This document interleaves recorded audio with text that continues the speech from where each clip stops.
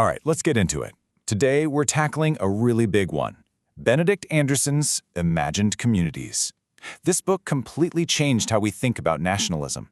And it all kicks off with a really, really powerful question. Really think about that for a second. Millions of people throughout modern history have been willing to die, not just to kill, but to die for their nation, for people they've never met and never will. So how did this idea get so powerful that it could demand the ultimate sacrifice? Well, that's the puzzle we're going to unpack. So where do we even begin? Well, first we have to get our heads around just how weird nationalism is. We tend to feel like our nations are ancient, like they've been around forever. But Anderson's big point is that they're actually brand new, a modern invention, and a pretty confusing one at that.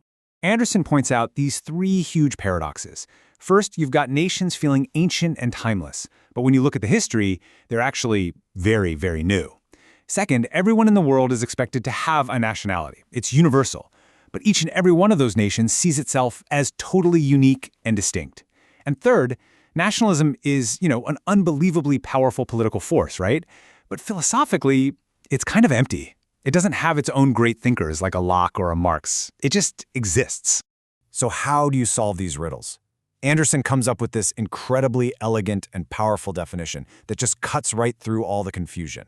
Honestly, this is the idea the whole book is built on. And here it is. He defines the nation as an imagined political community, imagined as both inherently limited and sovereign. Now that might sound a little academic, but trust me, every single word in that sentence is doing some serious heavy lifting. So let's break down the four key parts. First up, imagined. And this is crucial. He doesn't mean fake or made up. His point is that you'll never meet every single person in your nation. You won't even hear of most of them. And yet, in your mind, you have this image, this feeling that you're all connected. It's a shared sense of communion. And really, any community bigger than a tiny face-to-face village has to be imagined in this way. Next, limited. This one's pretty straightforward. Every nation knows it has borders. It doesn't see itself as including all of humanity. Out there, beyond our borders, are other nations. This is a huge difference from, say, the great universal religions, which might dream of one day converting the entire world. A nation never does that. Third, we have sovereign. You got to remember when the idea of the nation was born. It was right in the middle of the Enlightenment and the Age of Revolutions. It was all about freedom, about overthrowing these old systems where kings were supposedly chosen by God. So, nations dream of being free, and the ultimate symbol of that freedom is to be a sovereign state. And last, but maybe most important, community. Because no matter how much inequality or exploitation actually exists inside a nation, and it always does, the nation is thought of as a deep, level playing field, a kind of horizontal comradeship. And it's that feeling of brotherhood, of fraternity, that makes people willing to make that ultimate sacrifice for it. Okay, so if the nation is a modern idea, what was there before?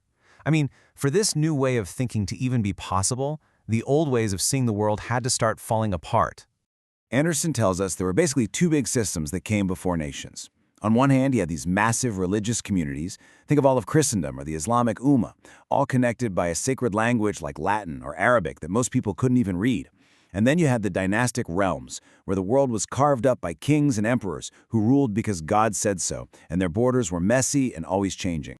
So what took them down? Well, a few things. The age of exploration started showing people that the world was a lot bigger and more diverse than their holy books said.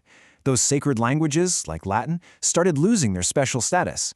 And of course, revolutions started chipping away at the whole idea that kings ruled by divine right. All of a sudden, there was this huge vacuum. People needed a new story to connect them to each other.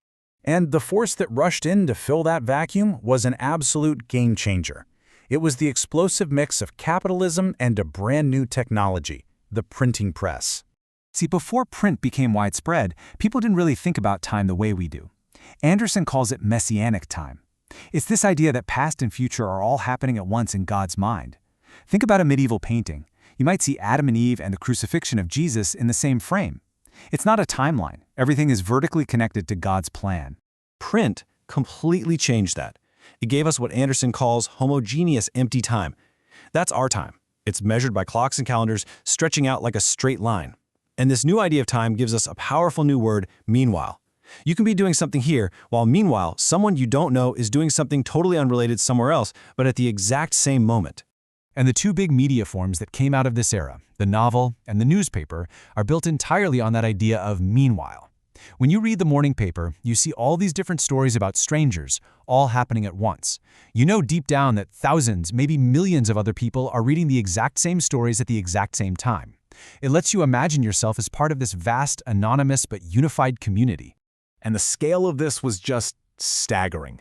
By the year 1600, there were already an estimated 200 million books in Europe. Think about that. The book was really the first mass-produced commodity, and the market for it was just huge. This wasn't a small change. It was a total media revolution. So here's how print capitalism actually built nations. First, printers wanted to sell books to as many people as possible, so they started printing in everyday languages, not just scholarly Latin. This created these huge, unified fields of communication. Suddenly, millions could understand each other through print. Second, print froze languages. It standardized them. This gave languages a sense of being fixed, solid, and ancient. And third, some of those printed languages became more important than others, becoming the languages of government and power, which laid the foundation for our official national languages. So let's pull all these threads together. What's the big takeaway from all this? The real power of Anderson's argument is that it totally flips our script on where nations even come from. The nation isn't some ancient, natural thing that was just sleeping, waiting to be woken up. Nope, it's a cultural artifact. It was created, almost by accident, from this perfect storm of historical forces, capitalism's drive for markets, the new technology of print, and the simple, messy fact that we all speak different languages. And once that model was created, boy, it could be copied and pasted all over the world. And that leaves us with one last, really fascinating question to chew on. Anderson showed us how one communications technology, print, helped create the imagined community of the nation. Well, we're living through our own technological revolution right now. So in our hyper-connected digital world, what new kinds of imagined communities are we starting to build? Who are we becoming now? That's something to think about.